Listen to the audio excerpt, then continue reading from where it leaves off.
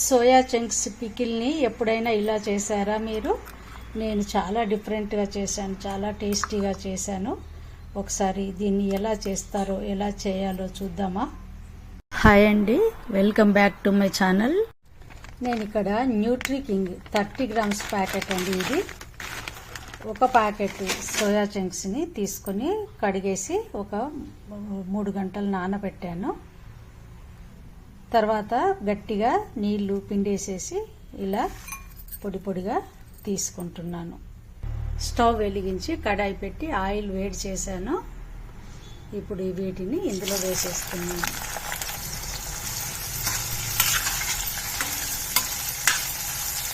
Stove flame మీడియంలో పెట్టాను. ఇప్పుడు స్టవ్ ఆఫ్ చేస్తున్నాను. ఇవి వేగిపోయాయి. 6 మినిట్స్ పట్టింది ఇవి ఫ్రై కావడానికి. దీనికి కావలసిన పదార్థాలను చూద్దాము ఒకసారి. పోపు గింజలు, పసుపు, కారము, ఇది మెంతులు, ఆవాల పొడి. మెంతులు 2 పించులు, 1 పించు ఆవాలు, 2 స్పూన్ల నిండా అల్లం వెల్లుల్లి పేస్ట్, 1 లవంగం, చిన్న దాల్చిన చెక్క. సోయా చంక్స్ ఫ్రై చేసిన ఆయిల్లోనే నేను జీలకర్ర, ఆవాలు వేస్తున్నాను. ఇవి వేగాక దాల్చిన లవంగం వేస్తున్నా. 1 మినిట్ తర్వాత జింజర్ గార్లిక్ పేస్ట్. ఇది వేసాక కలుపుతూనే ఉండాలి. ఫ్లేమ్ సిమ్లోనే పెట్టాలి. ఇలా కలుపుతూనే ఉండాలండి, లేదంటే అడుగంటి మాడిపోతుంది. మరి అల్లం వెల్లుల్లి పేస్ట్ కొంచెం ఎక్కువనే వేసుకోవాలండి, లేదంటే ఇది టేస్ట్ అంత బాగోదు. ఇది గోల్డెన్ బ్రౌన్ కలర్ వచ్చిందండి. స్టవ్ ఆఫ్ చేశాను.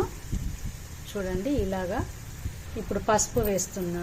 మెంతులు, ఆవాల పొడి 1 హాఫ్ స్పూన్ అయింది. కారం పొడి వేస్తున్నా. మళ్ళీ స్టవ్ వెలిగించి టమాటా ప్యూరీ వేస్తున్నా. 1 స్పూన్ సాల్ట్ వేస్తున్నా. మొత్తం ఇలా కలిపేసేయాలి. ఇప్పుడు మూత పెట్టేసి స్టవ్ ఫ్లేమ్ సిమ్లో పెట్టి ఉడికించుకోవాలి. 5 మినిట్స్ తర్వాత మూత తీసేస్తున్నాను.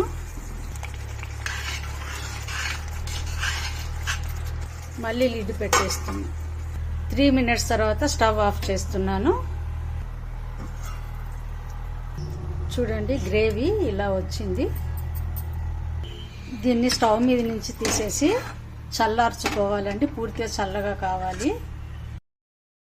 కొద్దిగా బెల్లం వేస్తున్నాను. మీరు షుగర్ అయినా వేసుకోవచ్చు, కాకపోతే ఇది కంపల్సరీ వేయాలండి, లేదంటే చేదుగా ఉంటుంది. ఈ పికిల్కి మంచి ఫ్లేవర్ వస్తుంది ఈ బెల్లంతో కానీ షుగర్తో కానీ. దీనిపై మూత పెట్టకుండానే చల్లార్చుకోవాలి. ఇప్పుడు పికిల్ మసాలా చల్లారిపోయిందండి. నేను సోయా చంక్స్ ఫ్రై చేసుకున్నవి ఇందులో వేసేస్తున్నాను. కలిపేసేయాలి. సోయా చంక్స్ వేశాక కలిపానండి. ఇప్పుడు నేను దీన్ని జార్లో వేస్తున్నాను.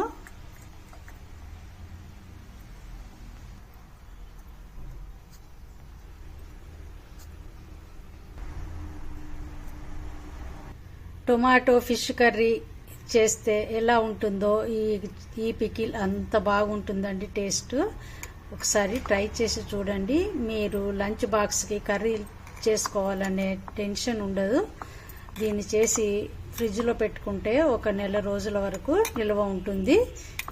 దీనికి సరిపడా నూనె ఇంకా సాల్ట్ వేసి పెట్టండి, లేదంటే పాడైపోతుంది తొందరగా.